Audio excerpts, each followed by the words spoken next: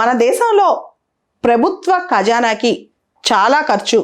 మొదటిది food subsidy అయితే, రెండోది ఫర్టిలైజర్ సబ్సిడీ, మూడోది ఫ్యూయల్ సబ్సిడీ. ఇంత సబ్సిడీ ఇచ్చిన ఫర్టిలైజర్స్లో రైతాంగానికి న్యాయం జరుగుతుందంటే ఖచ్చితంగా పూర్తి స్థాయిలో జరగట్లేదనే చెప్పాలి. ఈ దిశగా ఒక కొత్త ప్రయత్నం స్టార్ట్ అయింది నిన్న. అదే వన్ నేషన్ వన్ ఫర్టిలైజర్ అనే కాన్సెప్ట్, ONOF అంటాం అనమాట. మోడీ గారు నిన్న దీన్ని అఫీషియల్గా అక్టోబర్ 17, 2022 లాంచ్ చేశారు. ఇక నుంచి కూడా ఏ ఫర్టిలైజర్ కంపెనీ ఏది సప్లై చేసినా ముందుగా భారత్ బ్రాండ్, మొత్తం ఇండియా మొత్తం ఒకటే బ్రాండ్ ప్రమోట్ అవ్వాలి. అదే భారత్ బ్రాండ్ అన్నమాట. సో వన్ నేషన్ వన్ ఫర్టిలైజర్తో పాటు 600 కిసాన్ సమృద్ధి కేంద్రాస్ కూడా నిన్న అఫీషియల్గా ఇనాగ్రేట్ చేశారు. దాంతోపాటు ఫర్టిలైజర్ సంబంధించి ఒక మ్యాగజైన్ కూడా లాంచ్ అయింది. దాని పేరు ఇండియా ఎడ్జ్ అనమాట.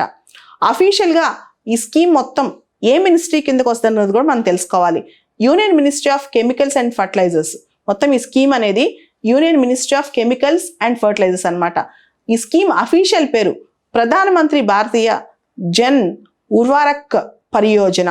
హిందీలో ఉర్వారక్ అంటే ఫర్టిలైజర్ అని అర్థం. ప్రధానమంత్రి భారతీయ జన్ ఉర్వారక్ పరియోజన అనమాట. ఈ స్కీమ్ కింద అన్ని రకాల ఫర్టిలైజర్స్, అది DAP కావచ్చు, NPK కావచ్చు, యూరియా కావచ్చు, ఏదైనా సరే భారత్ బ్రాండ్తోనే ప్రమోట్ అవుద్ది ఇండియా మొత్తం కూడా.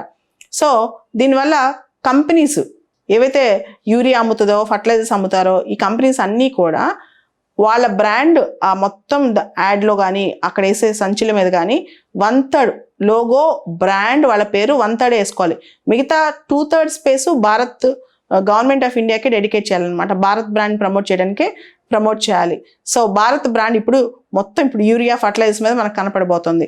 సో యూరియా అమ్మినా, లేదా డై అమోనియం ఫాస్ఫేట్ అమ్మినా, మ్యూరేట్ ఆఫ్ పొటాష్ MOP అమ్మినా, లేదా NPK నైట్రోజన్ ఫాస్ఫరస్ పొటాషియం ఏది అమ్మినా సరే ఇప్పుడు దాని పేరు Bharat urea, Bharat DAP, Bharat MOP, Bharat NPK ఇట్లా పేరుతోనే రావాలన్నమాట. మీకు తెలుసు ఇండియాలో చాలా ఫేమస్ ఫర్టిలైజర్ కంపెనీస్ ఉన్నాయి. టాటా ఫర్టిలైజర్స్ కానీ, కోరమాండల్ ఫర్టిలైజర్స్ కానీ, ఇట్లా చాలా ఫేమస్ ఫర్టిలైజర్స్ కంపెనీస్ ఉన్నాయి. సో ఇక్కడ నుంచి ఆ కంపెనీస్ అన్నీ కూడా భారత్ బ్రాండ్నే ప్రమోట్ చేయాలి ఎక్కువగా, కంపెనీ బ్రాండ్ కన్నా కూడా.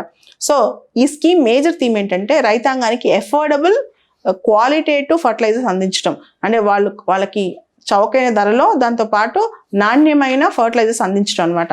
అయితే ఎందుకు భారత్ బ్రాండ్ని ప్రమోట్ చేస్తున్నారు? కారణం ఏంటంటే రకరకాల ఫర్టిలైజర్స్ కంపెనీస్ ఉంటాయి. ఒక ఫర్టిలైజర్కి ఇంకో ఫర్టిలైజర్ కంపెనీకి పెద్ద తేడా ఉండదు కాంబినేషన్లో. కాకపోతే ఎవరైతే బాగా యాడ్ చేస్తారో, బాగా బ్రాండింగ్ చేస్తారో వాళ్ళు ఎక్కువ ప్రమోట్ అవుతున్నారు. డైరెక్ట్గా మనం ఏం చేస్తాం, గవర్నమెంట్ ఫర్టిలైజర్ సబ్సిడీ చాలా ఇచ్చింది, కంపెనీస్కి సబ్సిడీ వెళ్తుంది. కానీ కొన్ని కంపెనీస్కి లాభం ఎక్కువ వెళ్తుంది, ఫార్మర్స్కి కొంత నష్టం జరుగుతుంది, గవర్నమెంట్ ఫర్టిలైజర్ సబ్సిడీ ఖర్చు పెరుగుతుంది.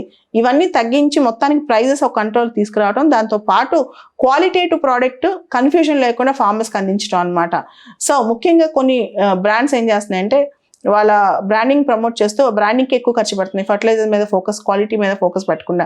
దానికోసం కూడా దాన్ని తగ్గించడానికి కూడా ఇది ఉపయోగపడుతుంది అనమాట. సో కంపెనీస్ మీద కాంపిటీషన్, మీకు తెలుసు కదా ఫర్టిలైజర్ కంపెనీస్ అంటే చాలా ప్రాఫిటబుల్ కంపెనీస్. ఆ కాంపిటీషన్ వల్ల కూడా ఈ బ్రాండింగ్ మీద ప్రభావం పడుతుంది అనమాట. ఇవన్నీ పక్కన పెట్టి అన్ని కూడా భారత్ అనే ఒక బ్రాండ్తో అమ్ముడుపోతే ఆటోమేటిక్గా one India one fertilizer concept అనేది రియలైజ్ అవుతుంది. సో దీంతో పాటు గవర్నమెంట్ అగ్రి ఇన్పుట్స్ సంబంధించిన సీడ్స్ కానీ, ఫర్టిలైజర్స్ కానీ, ఇప్పుడు PM కిసాన్ సమృద్ధి కేంద్రాస్ అని 600 స్టార్ట్ చేసి 600 కేంద్రాలు స్టార్ట్ చేశారు. దీనిలో రైతాంగానికి విత్తనాల గురించి, ఫర్టిలైజర్స్ గురించి, రైతుల సమస్యలు, ఏ టైప్ ఫార్మింగ్ టైంలో ఎలాంటి సప్లిమెంట్స్ వాడాలి, టెక్నాలజీ ఎలా వాడాలి, దీనికి సంబంధించి పూర్తి స్థాయి సమాచారం ఇచ్చేందుకు కిసాన్ సమృద్ధి కేంద్రాస్ కూడా ఇప్పుడు 600 నిన్న లాంచ్ చేశారు అఫీషియల్గా. ఇవి దేశవ్యాప్తంగా కూడా భవిష్యత్తులో లాంచ్ అవనున్నాయి.